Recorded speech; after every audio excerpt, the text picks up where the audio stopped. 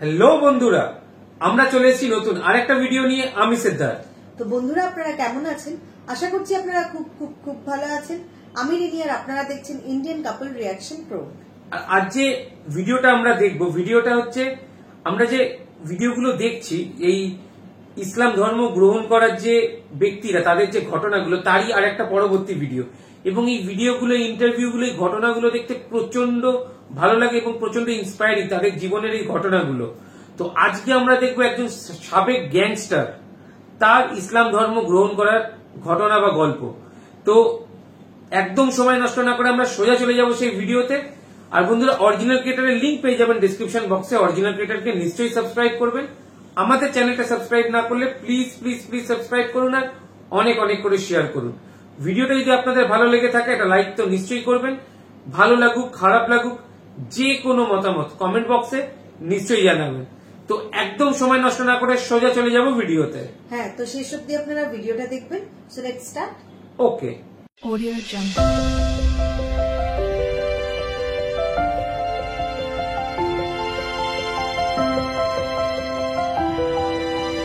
Audio Jungle. প্রায় 10-11 বছর ধরে আমি ওই গ্যাংটির নেতা ছিলাম। ব্রঙ্কসে আমার গ্যাং ছিল, কুইন্সে আমার গ্যাং ছিল, ব্রুকলিনেও আমার গ্যাং ছিল। আমি হিংস্র অপরাধ, সশস্ত্র ডাকাতি, গ্যাং যুদ্ধে জড়িত ছিলাম। আমি এমন একজন ব্যক্তি যে আমার পাশাপাশি যদি হেঁটেও যান আমাকে রাখাতে চাইবে না। আমি ভাবতে শুরু করেছিলাম যে আমি স্রষ্টা। আমি প্রথমেই বলেছিলাম যে আমি কখনো মুসলিম হব না, আমি মাটিতে কখনো আমার মুখ লাগাবো না। একজন মাদক কারবারির ওপর হামলা ও ডাকাতি করেছিলাম। আমি গ্রেপ্তার হই। আমি আর ড্রাগ ব্যবহার করতে পারিনি, আমি আর মদ পান করতে পারিনি, আর কোনো পার্টি হয়নি। সবকিছু যেন থেমে গিয়েছিল। আমি প্রশ্ন করছিলাম, ভাবছিলাম কিছু একটা তো আছে যা যা আমারও চিন্তার বাইরে। ঠিক সে সময় আজান হচ্ছিল। আজানটা খুবই সুন্দর ছিল। আমি এর উৎপত্তির জায়গায় যেতে চাইছিলাম, কারণ এই ডাক ছিল, এই উত্তরটাই আমি চাইছিলাম। আসসালামু আলাইকুম ভাই আব্দুল আজিজ। ওয়ালাইকুম আসসালাম ওয়া রাহমাতুল্লাহি ওয়া বারাকাতুহু। আমন্ত্রণ গ্রহণের জন্য ধন্যবাদ। আমাদের সাক্ষাৎকারে স্বাগতম। আপনাকে পেয়ে আমরা খুব খুশি। আব্দুল আজিজকে সেটা দিয়ে শুরু করতে চাই। আপনার জীবন সম্পর্কে সংক্ষেপে কিছু বলবেন? আমি নিউ ইয়র্কের ব্রুকলিনে জন্মগ্রহণ করি। তারপর 10 বছর বয়সে ব্রঙ্কসে চলে যাই। সময়টা ছিল 80-র দশকের শুরুর দিকে। আমি মূলত ব্ল্যাক ব্রাদারহুডের ল্যাটিনোতে বসবাস করতাম। সেটা ততটা খারাপ ছিল না, কিন্তু ওই এখানে গ্যাং এবং এরকম জিনিসও ছিল। বয়স বাড়ার সাথে সাথে আমার জীবনটা বেশ কঠিন ছিল। আমি একমাত্র সন্তান ছিলাম। আমার দাদি ও আমার ফুফু আমাকে বড় করেন। বাড়িতে আর কোনো শিশু ছিল না। আমি মাদকাসক্ত ছিলাম, আমি অ্যালকোহলে আসক্ত ছিলাম, আমি একটি সশস্ত্র অপরাধেও যুক্ত ছিলাম, অনেক সশস্ত্র ডাকাতি আর গ্যাং যুদ্ধের সাথেও। 3 সপ্তাহ বয়সে আমি বাবাহারা হই।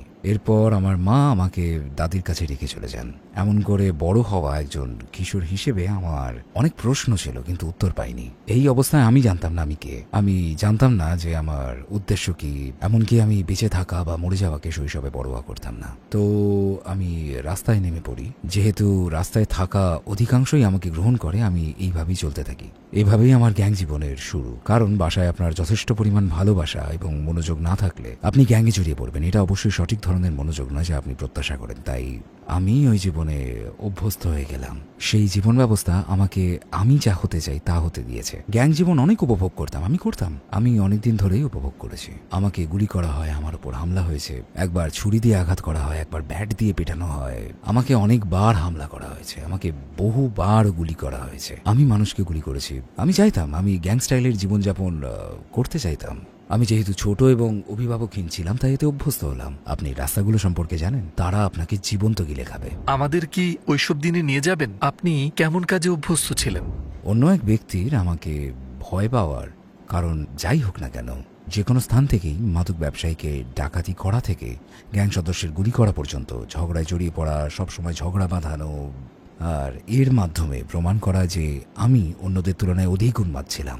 আমি আমার জীবনের অধিকাংশ সময় এটা প্রমাণে ব্যয় করেছি যে কেন আমার সাথে ঝগড়া করা উচিত নয়। তাই সশস্ত্র ডাকাতি থেকে শুরু করে ড্রাগস বা মাদক কারবারির ডেরায় হানা দেওয়া, এবং তাদের ডাকাতি করা, তাদের গুলি করা, তাদেরকেও আপনার উপর গুলি করতে বাধ্য করা, পার্টিতে যাওয়া, বিবাদে জড়িয়ে পড়া, কারণ আপনি ওই গ্যাংকে অপছন্দ করেন, ওই গ্যাং আপনার গ্যাংকে পছন্দ করে না, আপনারা একে অন্যের দিকে দেখছেন, তারপর সেটা গিয়ে দাঁড়ালো গোলাগুলি শুরু করা যাক, অথবা চলো বাইরে চাই লড়তে। বুঝছেনই তো, আগের গ্যাং জীবনটা এমনই ছিল, এটা এখন অনেক আলাদা এবং আরো জঘন্য।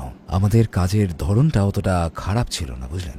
আমাদের সময় এটা ছিল একটা উন্মাদনা মাত্র, অত বেশি পুলিশও ছিল না, তাই না? সুতরাং তেমন কিছু ঘটলে এই ধরনের ঘটনায় প্রতিক্রিয়া দেখানোর জন্য পুলিশের কমপক্ষে 1 থেকে 2 ঘন্টা সময় লেগে যেত, বিশেষত অস্ত্রের ব্যাপার থাকলে। আমি এবং যত বেশি মানুষ এমন করতো, এমন ছিল যে তত বেশি মানুষ এ নিয়ে কথা বলতো, অথবা যত বেশি মানুষ এটার উল্লেখ করতো, আমি ততই শক্তিশালী অনুভব করতাম, তত বেশি উত্তেজিত হতাম, কারণ আমি তখন ভয়ের আবহ তৈরি করেছিলাম, মানুষের কাছে মূর্তিমান আতঙ্ক হচ্ছিলাম। এবং আমি এমন একজন মানুষ যার পাশাপাশি হেঁটে গেলেও আপনি রাগাতে চাইবেন না। আমি প্রায় 10 থেকে 11 বছর গ্যাংয়ের নেতা ছিলাম, আমার অনেক সদস্য ছিল এবং আমরা অনেক সমস্যা তৈরি করতাম। এই জীবনটাই আমি উপভোগ করতাম, কারণ তখন এই একটা জীবনকেই আমি জানতাম। কারণ ওই সময় আমার জীবনে ধর্মের কোনো গুরুত্ব ছিল না, কারণ আমাকে শেখানো ধর্মকে আমি গ্রহণ করিনি। ব্রঙ্কসে আপনার গ্যাং ছিল? ব্রঙ্কসে আমার গ্যাং ছিল, কুইন্সে আমার গ্যাং ছিল, ব্রুকলিনেও আমার গ্যাং ছিল, বিভিন্ন জায়গায় আমার আলাদা আলাদা লোকজন ছিল। তাই আমার গ্যাং ছিল ব্রুকলিনে, কুইন্সে, ব্রঙ্কসে, ম্যানহাটনে, জার্সিতে, ফিলাডেলফিয়ায়, কানেকটিকাতে। এই সমস্ত জায়গায় আমার সদস্য ছিল যারা আমার ডাকে সাড়া দিত, তারা সকলেই মিটিংয়ে আসতো। আপনার করা কোন কাজটার জন্য আপনি সবচেয়ে বেশি অনুতপ্ত? টুয়ার্ডস ইটারনিটি পরিবারের আপনার সাহায্য প্রয়োজন। আমরা একটা দাতব্য সংস্থা যারা পৃথিবী জুড়ে 10টি ভাষায় ইসলামের বার্তা পৌঁছে দিতে বদ্ধপরিকর। আপনার সহায়তায় আপনি মানুষকে ইসলামের পথে আসতে, হারাম ত্যাগ করতে, সালাত আদায় করতে, হিজাব পড়তে, কোরআন শেখা সহ নানা রকম সাহায্য করতে পারেন এবং এই সব নেক কাজের অংশীদার আপনিও হবেন ইনশাআল্লাহ। টুয়ার্ডস ইটারনিটিতে ডোনেট করুন এবং এই সুবর্ণ সুযোগ হারাবেন না। আপনার করা কোন কাজটার জন্য আপনি সবচেয়ে বেশি অনুতপ্ত? বলতে গেলে এটা এমন একটা বিষয় যে আমি যদি ইসলাম গ্রহণ না করতাম তাহলে এটিই হতো আসল ঘটনা। জানেনই তো যে কোরআনে বলা হয়েছে যে একজন মানুষকে হত্যা করা যেন সমগ্র মানব জাতিকে হত্যার শামিল, আর কোনো মানুষকে বাঁচানো মানে সমগ্র মানব জাতিকে বাঁচানো। তাই মুসলিম হওয়ার আগে আমি মানব জাতিকে ধ্বংস করতে যাচ্ছিলাম। আমি শুধু এটিকে প্রশ্নই করতাম না, বরং আমি আমার স্রষ্টাকেও গালি দিতাম। আউযুবিল্লাহ। এগুলো এসেছে আমার আঘাত থেকেই। আপনাকে নিয়ে খেলার জন্য শয়তান সবসময় আঘাতপ্রাপ্ত, রাগান্বিত হওয়ার সময় কি বেছে নেয়। বিশ্বাসের ভিত্তিতে আপনার জীবন কেমন ছিল? আপনি কিসে বিশ্বাস করতেন? আমি আসলে কোনো কিছুতে বিশ্বাস করতাম না। আমাকে খ্রিস্টবাদের দিকে ঠেলে দেওয়া হয়। আমি কখনোই খ্রিস্টবাদের সাথে মানিয়ে নিতে পারতাম না। এগুলো পুরোপুরি অর্থহীন ছিল আমার কাছে। ঘটনাটা ছিল যে আমার স্রষ্টার সাথে আমার পক্ষে কথা বলার জন্য আমার অন্য একজন মানুষের কাছে প্রার্থনা করতে হতো। তো আমাকে যিশুর কাছে কথা বলতে হবে যাতে স্রষ্টা আমার কথা শোনেন। আমাকে প্রথমে যিশুর কাছে যেতে হবে, যার আসলে কোনো অর্থ হয় না, যে এমন কারোর কাছে প্রার্থনা করা যে পৃথিবীতে ছিল। তিনি আমার মতনই মানুষ ছিলেন এবং মারা গেছেন। তাই এর সাথে আমার দ্বন্দ্ব শুরু হলো, কারণ বিষয়টি এমন যে আমি যদি কোনো ভাইয়ের একটি গাড়ি এখানে পাই তাহলে তার গাড়ির ব্যাপারে কথা বলার জন্য আমাকে আপনার কাছে কেন যেতে হবে? আমি সরাসরি তার সাথে কথা বলতে পারি। আমি সেটাই চাইছিলাম, আর এটারই ঘাটতি ছিল। সুতরাং আমি বিশ্বাস করিনি। যেহেতু আমি এই শিক্ষায় বেড়ে উঠছিলাম এবং এখান থেকে দ্বন্দ্বের উৎপত্তি, যিশু কি স্রষ্টার সন্তান ছিলেন এবং তারপর যিশুই স্রষ্টা, আপনার মত স্থির করতে হবে। যিশু স্রষ্টা, যিশু স্রষ্টার সন্তান, এখানে একটা সমস্যা আছে এবং এগুলোর কোনো অর্থই হয় না। ঘটনা শুধু এইটুকুই নয় যে যিশুই স্রষ্টার পুত্র হওয়ার ব্যাপারটা, এখানে আবার তৃত্ববাদের কথাও রয়েছে, পিতা, সন্তান এবং পবিত্র আত্মা। তো এখন একজন বাবা, একজন সন্তান আছেন, আর এখন বলছেন যে একজন পবিত্র আত্মাও আছে, আর এখানেই দ্বন্দ্বের সূচনা হয়। তাই আমি ধর্মের বিরুদ্ধে প্রচন্ড পরিমাণে বিদ্রোহ করলাম। এভাবে এমন একটা অবস্থা দাঁড়ালো যে আমি আর স্রষ্টায় বিশ্বাস করতাম না। ভাবতে শুরু করলাম যে আমি স্রষ্টা, এবং বুঝছেনই তো আউযুবিল্লাহ, আমি এমনভাবেই চলছিলাম। অর্থাৎ কোনো স্রষ্টা নেই, আমার চেয়ে বেশি ক্ষমতার কারণ নেই। আর এখন আমি বিদ্রোহী, আমি তরুণ, আমি ক্ষুব্ধ। বয়স কত ছিল? আমি সম্ভবত 18-19 বছর বয়সী ছিলাম। আপনার গ্যাং জীবন কি তখনই শুরু হয়েছিল? আমার গ্যাং জীবন শুরু হয় 80-র দশকে। এই ঘটনায় আমরা এখন 90 দশকে শুরুর কথা বলছি। তখন আপনার বয়স কত ছিল? প্রায় 10 বছরের মতন। মাহারা, অর্থাৎ বাসায় বাবা নেই, মা নেই, কোনো পুরুষ রোল মডেল নেই। একসময় আমাকে কোণঠাসা করে ফেলা হয় এবং আমাকে গুলি করা হয়। এটি পাশ দিয়ে চলে যায়। এরপর আরেকবার আরেকজন লোক আসলো এবং আমার দিকে বন্দুক ধরলো, আর যখন সে ট্রিগার চাপতে গেল তখন ট্রিগারটা চলল না। সুতরাং হ্যাঁ, আমি আমি আমি অনেক কিছুই দেখেছি। একবার আমার উপর হামলা হয় আর আমাকে হাসপাতালে যেতে হয়। আমাকে অনেকবার ধাওয়া করা হয়েছে যে আমি যদি ধরা পড়তাম তাহলে, তবে সেই সময় আমি মরতে একটুও ভীত ছিলাম না। কিন্তু কোনো পথপ্রদর্শক না থাকার কারণে রাস্তার জীবন আমার জীবনে ব্যাপকভাবে প্রভাব ফেলেছিল। আপনাকে সকলে ভয় পেত, হ্যাঁ, কিন্তু এই অনুভূতি কি আপনার জন্য সন্তোষজনক ছিল? সেই সময় এটা সন্তোষজনক ছিল, কিন্তু যখন আপনি ফিরে আসেন এবং রাতে বাসায় একা, আপনি একাকিত্ব অনুভব করেন, শূন্যতা ফিরে আসে, এবং এটাই হলো সকালে উঠে এই শূন্যতাকে ঢাকার জন্য আপনি ওই কাজগুলো আবার করেন। এটা যেন ঠিক পুনর্ভর্তি করার মতো। এটা এমন যে আপনার একটা গাড়ি আছে, আপনার গাড়ির গ্যাস শেষ হলে আপনাকে আবার গ্যাস ভরতে হয়। তাই আমি সারাদিন বিশৃঙ্খলা সৃষ্টি করে বেড়াতাম। রাত আসলে আমার জ্বালানি শেষ হতো। তো এখন আমি কি করব? সকাল আসতে না আসতেই আমি জ্বালানি নেওয়ার জন্য বাইরে যাই এবং নতুন করে সবকিছু শুরু করি। ওই মুহূর্তে বিশৃঙ্খলাকে আমি উপভোগ করতাম।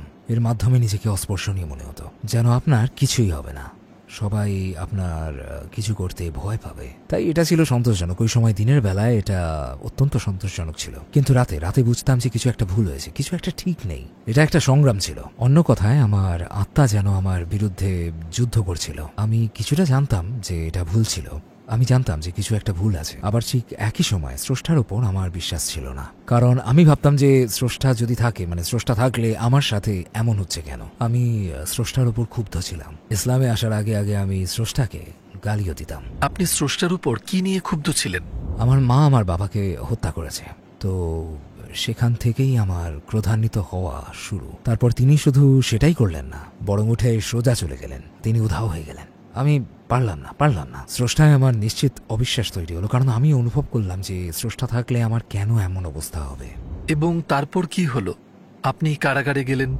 একজন মাদক কারবারির ওপর হামলা ও ডাকাতির ঘটনা। খুব মজার ঘটনা যে আমি যে রাতে গ্রেপ্তার হই, ওই রাতেই আমি ইতিমধ্যে সিদ্ধান্ত নিয়েছিলাম যে আমি আত্মহত্যা করব। আমি ইতিমধ্যে সেই পরিকল্পনা করেছিলাম, কারণ আমি বিশ্বাস করতাম না যে জীবনে আর কিছু অবশিষ্ট আছে, আর বেঁচে থাকারও কোনো কারণ ছিল না। একে এখানেই শেষ করলে কি হয়, এমনটাই অনুভব করলাম। আমার জীবনে কোনো উদ্দেশ্য ছিল না। আত্মহত্যা করতে যাওয়ার সম্ভাব্য সময়ের প্রায় 2 ঘন্টা আগে আমি গ্রেপ্তার হই, আর আমি স্বেচ্ছায় যাই তাদের সাথে। আমি স্বেচ্ছায় তাদের সাথে যাচ্ছিলাম মূলত আমার কৃত অপরাধের জন্যই। আর তখন আমি চাইলেও নিজেকে আমি হত্যা করতে পারতাম না, আর আমি মাদক সেবনও করতে পারতাম না, মদ পান করতে পারতাম না, কোনো পার্টি নেই, সবকিছু যেন বন্ধ হয়ে গেছিল। কোনো অপরাধ নয়, আপনি একটা জায়গায় আটকে আছেন, এমন এক জায়গায় আটকে আছেন যেখানে আপনি সমস্যায় পড়তে পারেন, অথবা আপনি যা করতে পারেন আল্লাহর রহমতে আমি চিন্তা করতে পেরেছি। আর এইভাবেই আমি ইসলামকে পেয়েছি। মাদক ত্যাগ করার যথেষ্ট সময় আমি পেয়েছিলাম, অ্যালকোহল ত্যাগ করার যথেষ্ট সময় আমি পেয়েছিলাম। এমন কোনো গ্যাং সদস্য ছিল না যার সাথে আমার সম্পর্ক ছিল। আমি সোজা পথে চলা শুরু করলাম। আমি আমার ভুলগুলো বুঝতে শুরু করলাম এবং তারপর শুরু করলাম। এমন অবস্থা হলো এখন আমি জানি যে আমার কেন ওরকম লাগতো।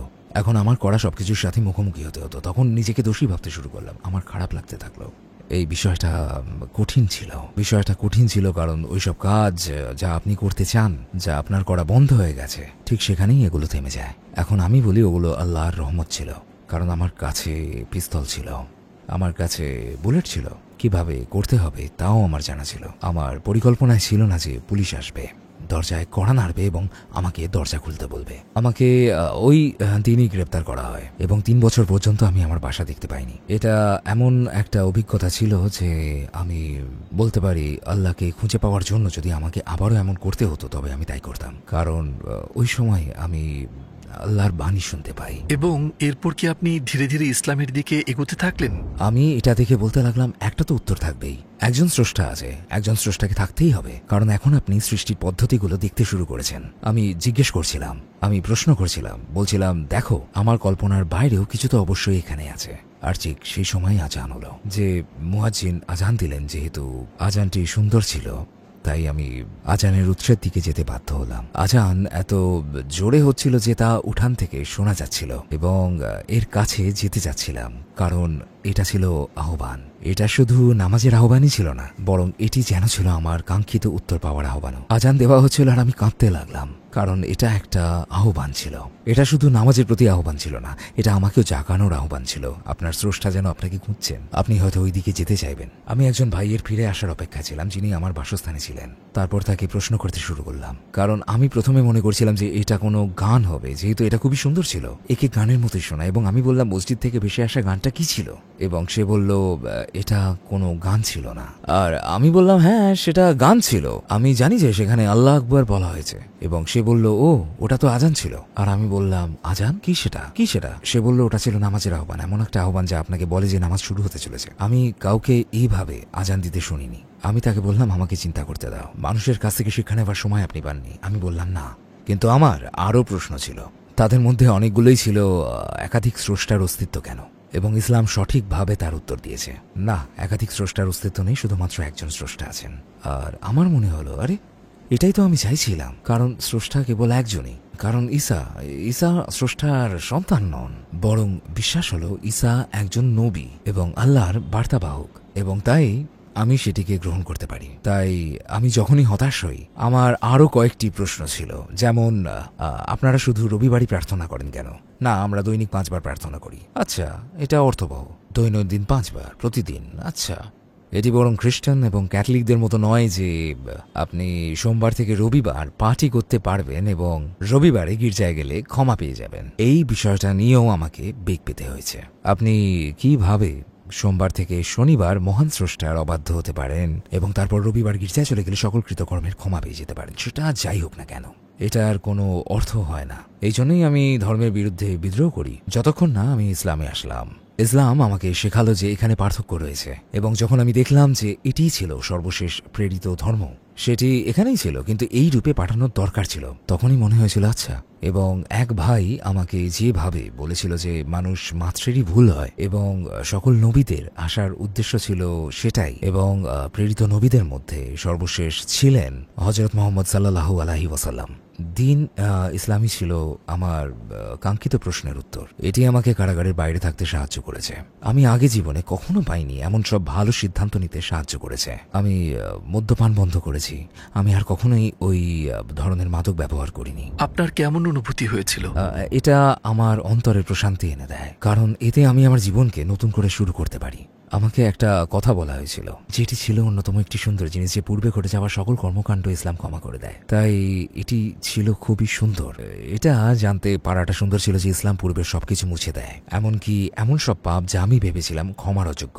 কারণ জানিনি তো, হত্যা ক্ষমার অযোগ্য অপরাধ। কিন্তু ইসলামের পূর্বে, ইসলামে আসার পর আমি দেখতে পেলাম যে মুসলিম হওয়ার আগের আমার করা সব ধরনের অপরাধের ক্ষমা আছে, এবং আমি মসজিদ যেতে শুরু করলাম, এবং তখন থেকে আলহামদুলিল্লাহ আমি সঠিকভাবে ইসলাম গ্রহণ করি। আমাকে আবার শাহাদা পড়ানো হয়। আমি আসলে প্রচন্ড ভালো অনুভব করি, এতে আমার জীবনে প্রাণ এবং আত্মা ফিরে আসে। অন্য কথায়, আমার আলো কমে এসেছিল, এটি আমাকে আলোর স্ফুলিঙ্গ তৈরি করলো, এটি আমাকে আরো উজ্জ্বল করলো।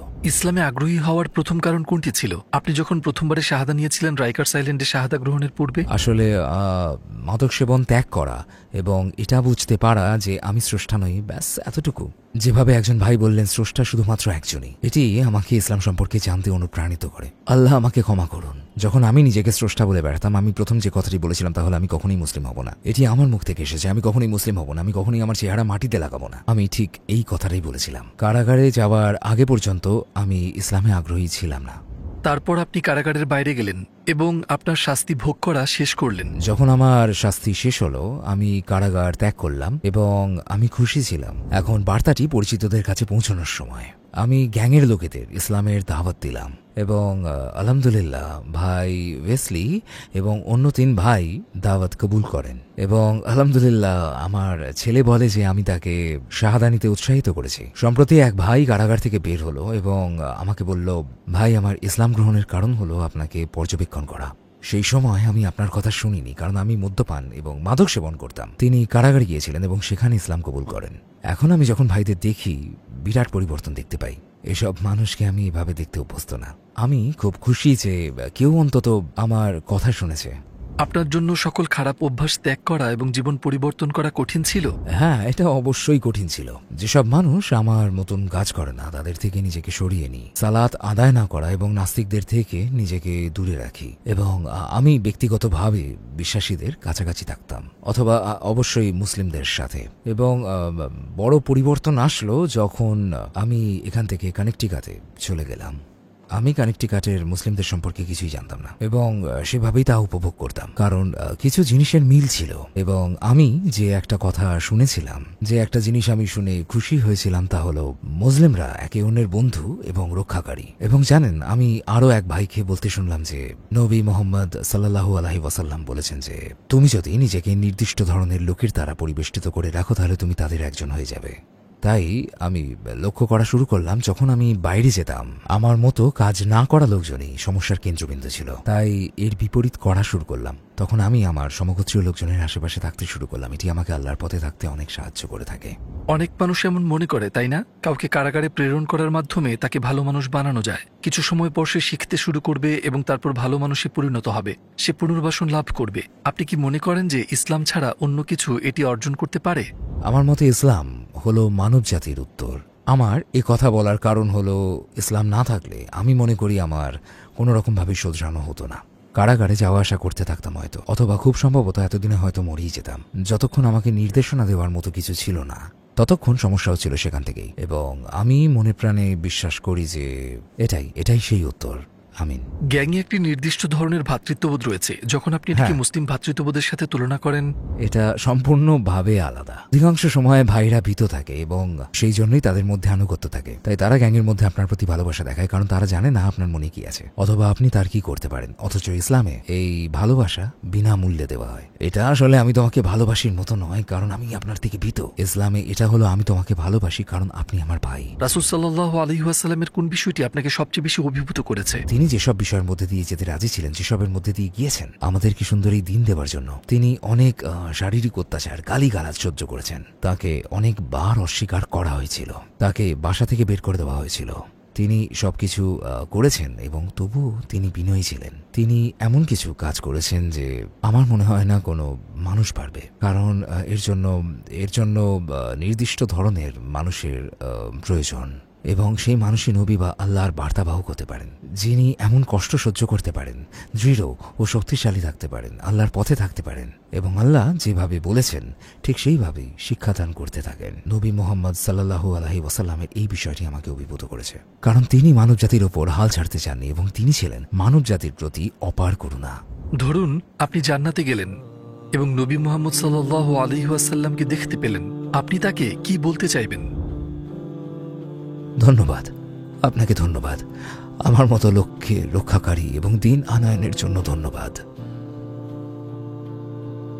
ধন্যবাদ এমন একজন ব্যক্তি হওয়ার জন্য ধন্যবাদ, যিনি বিচারের দিনে আমার জন্য দাঁড়াতে এবং কথা বলার ইচ্ছা রাখেন। ধন্যবাদ ইসলামকে নিয়ে অনুগত থাকার জন্য এবং এটিকে শান্তির বার্তা হিসেবে প্রচার এবং কোনো রাগ ও ঘৃণার বার্তা প্রচার না করার জন্য। এবং সর্বশেষ, বিশ্বের সকল অমুসলিমদের সাথে কথা বলার সুযোগ পেলে আপনি তাদের কি বলতে চাইবেন? যদি অল্প সময় পান তাহলে? আমি বলতে চাইব, শুনুন, আপনার মনের চোখ খুলুন, আপনার কানকে উন্মুক্ত করুন। পক্ষপাত দুষ্ট হবেন না, অন্যের কৃতকর্মের প্রতি তাকাবেন না, ইসলামের দিকে তাকান এবং নিজের জন্য বার্তা গ্রহণ করুন। এটি একটি সুন্দর জীবন ব্যবস্থা এবং আপনি যেটা খুঁজছেন সেই উত্তর এখানে আছে এবং এটি আপনাকে শান্তি দেবে।